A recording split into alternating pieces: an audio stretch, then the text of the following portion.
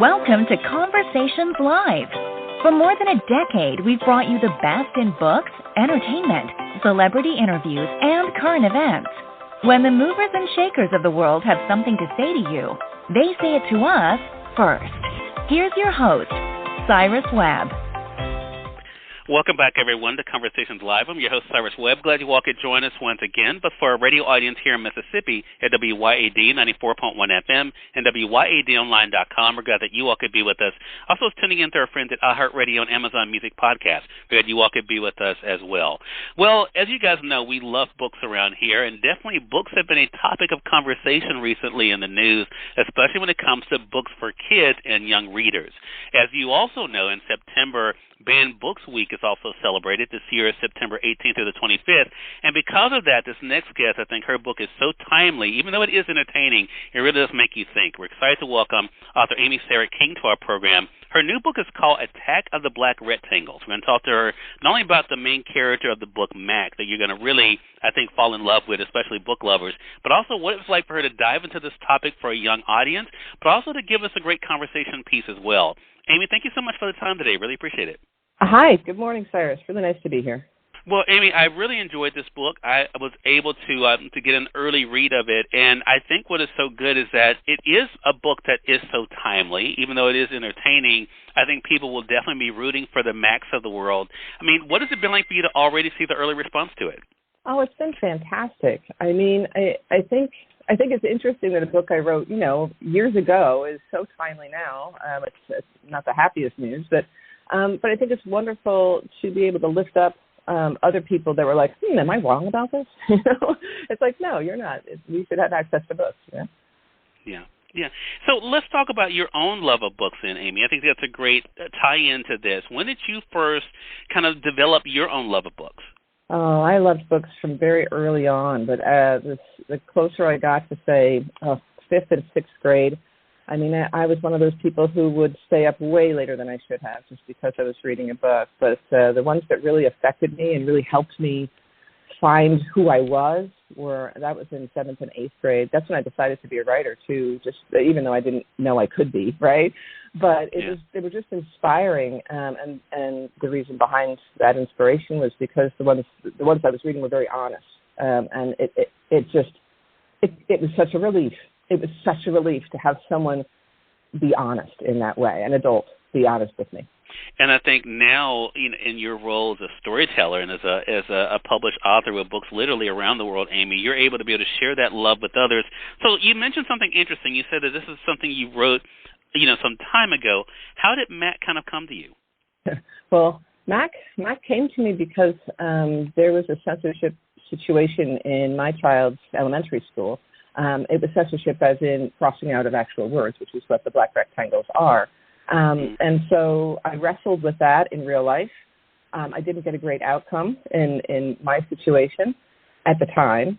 And I kind of wanted to write it out. That's what writers do, I think. We come across things that puzzle us or that we're very curious about, and we write it out and see how it works inside of our characters. What I love about this book, Amy, and I love the fact that you kind of tackle it with a young audience, and I want to definitely ask you about that decision, but I think this is a book that young audiences, but also all of us will appreciate because we all, I think, especially when we're reading fiction, I think we all like to think that we could be the hero, right? That we could see ourselves in it. And I think that people will either see themselves as Mac or want to be like Mac in how Mac is able to tackle his own events when it comes to black rectangles. So let's talk about that as far as the audience. How did you decide what audience you wanted to be able to approach this topic for? Because, of course, adult readers know you as well, but how did you decide what audience you wanted this book for? I think it had to do with the real-life inspiration. What happened? It happened to me here in a 5th grade classroom. And I just moved it up to 6th grade. I'm not sure why. But Max came to me, and he was 12. It just that's how it happens. I know it sounds really goofy, but art is sometimes goofy. He came to me, he was definitely 12. So, yeah. And the fact that we're talking about at home or at school, as we see in real life, art imitating life or life imitating art, that people have their own way of coming to their conclusions, right? I'll put it that way, of how they feel the way they feel. Some people feel like, okay, that may not be the best thing to do, but let's not rock the boat. Let's just kind of go with it. Right. And other people are like, no, this is not right. We need to do something. Other people are like, I don't know. So what was that dynamic like for you to kind of create for Mac in all of really his surroundings as he was dealing with this issue? Well, I mean, I think you mentioned something before, and I think it ties in. The idea that everybody wants to be the hero, or everybody wants to do the right thing, right? Don't we all? And so when it comes to real life and the book and Mac and all those things, I think whether it was by accident or on purpose, what I did was do what I do in real life. I mean, look, my books are a vehicle for my work, but my work is really being an advocate for young people and raising up their voices. And so to be able to show that in Mac, through Mac, to give young people that boost, to raise their hand in class or to write that letter that they want to write to the school board, or to stand up for their classmates or themselves. I think that's the heart of my work, always has been, regardless of how the story I'm telling or how I feel even about a thing. Because if I'm trying to figure a thing out on paper, that means I don't know the answer until I get to the end. And I mean, I don't have all the answers. Who does? But yeah. And I think that is the big thing. There is that conversation that Mac has with Granddad. And I think that is the thing, too, that also I think stands out to me, Amy, as one of the things, of course, that Granddad says to Mac, and I'll talk around this so I don't spoil it for those who haven't read the book, is that you're great at standing up for the abolition of Columbus Day, but most days you keep your feelings inside. And I think that's it, right? Some people are comfortable, advocating for some things and not others. But when things do feel personal, we do feel like we have to do something. So what do you want readers to kind of think about as we're kind of having this conversation? Of course, it's a book that is entertaining, Amy, which is great. But it also, I think, shares some really valuable lessons, even as Mac at his age is able to think about. So what do you hope kind of stands out to readers of this? Well, I hope the first thing, that really hits them is that they're allowed to speak up when they think something is wrong. And that's a basic thing, which a lot of kids don't feel that way or aren't in their environments. And then beyond that, I hope that they can see that, adults trust them, that there is, adults can trust them, and they have to perhaps earn that trust, but they can't do any of that without speaking up. And a lot of times, in order to speak up, you have to speak up about the things that you're keeping secret too. You can't keep black rectangles over your heart or your own emotions.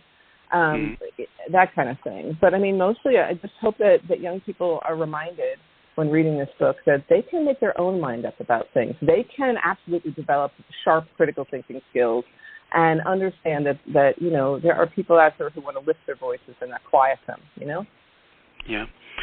Amy, last question for you before we let our audience know how to stay connected with you. Are you surprised that we're still having these conversations?